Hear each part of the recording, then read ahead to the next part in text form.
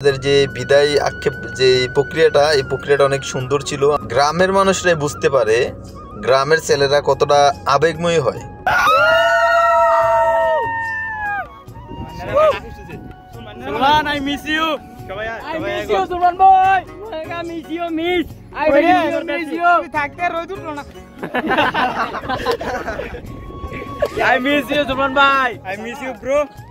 আসলে গ্রামের মানুষরাই বুঝতে পারে গ্রামের ছেলেরা কতটা আবেগময়ী হয়, কতটা ভালো মন মানসিকতার মানুষ হয়।